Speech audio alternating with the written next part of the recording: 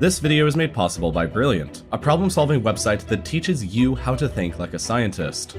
Every single day, over 100,000 flights take place up in the skies between cities all across the world. Right now, as you're watching this video, there's probably about 5,000 or so planes full of people flying over just the United States alone.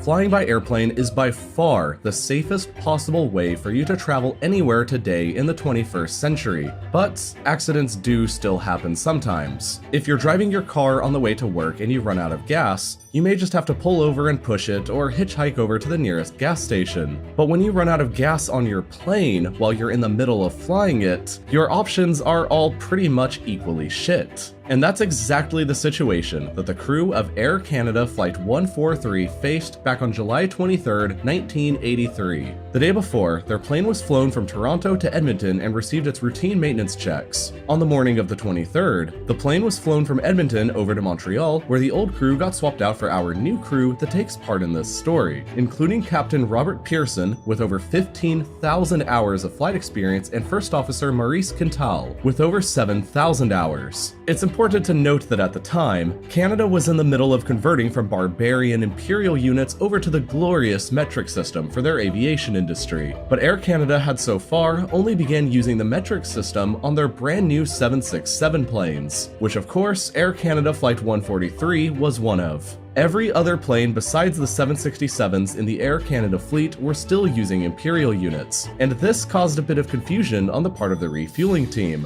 who were instructed to load up the plane with 22,300 kilograms of fuel. Unfortunately, they filled up the plane with 22,300 pounds of fuel instead, which was only about half of the fuel that they needed to reach Edmonton. The flight crew approved of the fuel without noticing the error, took off, and didn't even think about it until they were 41,000 feet high up in the air, and an alarm went off signaling that their left engine had quit working. They were only about halfway through their trip to Edmonton, and with only one engine working, they decided to divert to nearby Winnipeg for an emergency landing. Unfortunately for them though, quickly after the left engine went out, the right engine followed suit and died as well. This was of course because their plane had run out of fuel 41,000 feet high up in the sky. And with the loss of power to the engines came a loss in electricity for the entire plane, which shut off most of the instrument panels inside of the pilot's cockpit. Captain Pearson and First Officer Quintal were now responsible for somehow getting all 61 of their passengers and crew on board to safety without any fuel and with only very basic instruments. And they knew that they didn't have much time. The first thing they did was to frantically search through their onboard emergency checklist for the section about flying a plane with both engines out, but they quickly discovered that that section just didn't exist.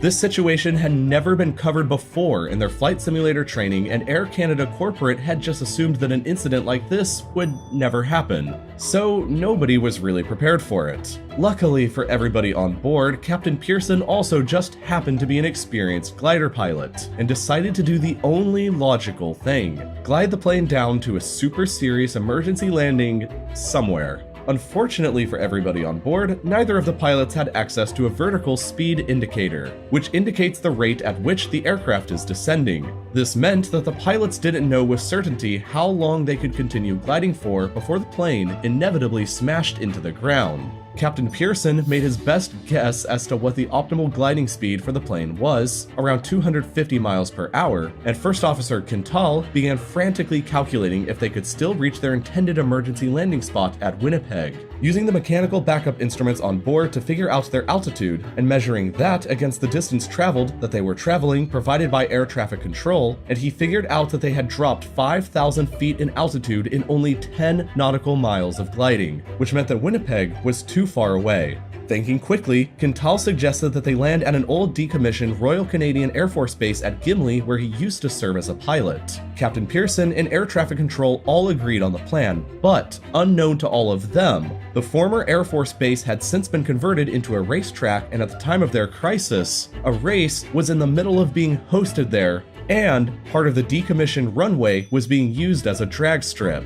As they were getting close to the old runway that's now a drag strip, they used a gravity drop to force the landing gear down without using any power. It became apparent that they were coming in too high and too fast, but they decided that they had no other choice and they surged ahead anyway. There were a few things that made their landing extremely difficult though. First, without any engines working, their plane was making almost no noise, and so people on the ground at the racetrack had no warning of their sudden landing. Second, their nose wheel had failed to lock into place during the gravity drop. And third, the plane had automatically deployed a wind turbine on the side of the plane to provide power for the hydraulic steering system since the main engines were dead. As long as wind was blowing and causing the turbine blades to spin, they had good ability to steer. But as they slowed down on their approach, the blades on the turbine span slower, which generated less power, which caused the plane to be increasingly more difficult to steer and control the slower that they went. But two almost miraculous other things happened that saved them from disaster. First was the nose wheel actually failing to lock into position.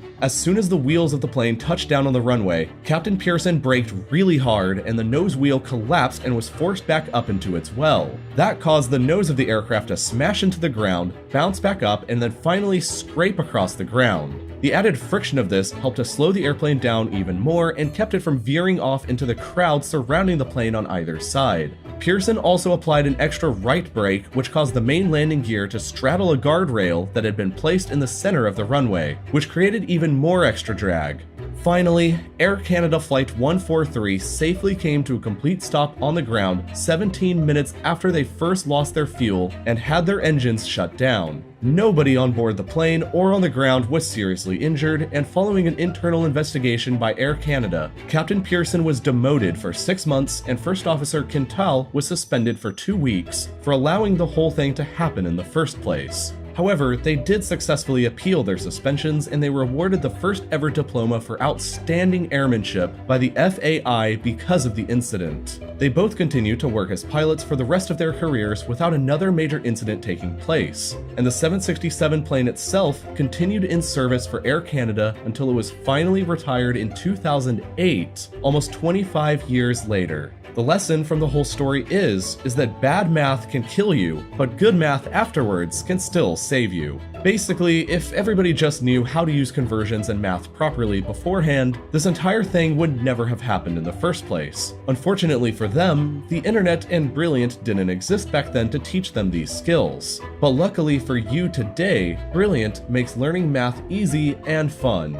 If you want to understand more about things like algebra, geometry, or calculus that were important in this scenario, the best way to learn and to understand is by applying them yourself, and that's exactly what Brilliant allows you to do. If watching my weekly videos isn't enough for you and you want to learn something new every day, Brilliant offers daily problems now that provides a quick view into math, logic, science, engineering, or computer science. You can learn to track time like the ancients did, learn how to use a solar sail to travel in space without any fuel, or loads of other things. Each problem provides you with the context and the framework that you need to tackle it, so that you learn the concepts by applying them. And if you like the problem, there's more like it in the quiz on the left so that you can explore the concept in even greater detail. And if you ever get confused and you need more guidance, you can join in on the community discussion. Every thought-provoking challenge will lead you from curiosity to mastery one day at a time. So if you're curious about learning more and you want to support RealLifeLore at the same time, go over to brilliant.org/RealLifeLore and sign up for free. And then the first 200 people that use the link in the description will get 20% off of their annual subscription to view all the daily problems that are in the archive.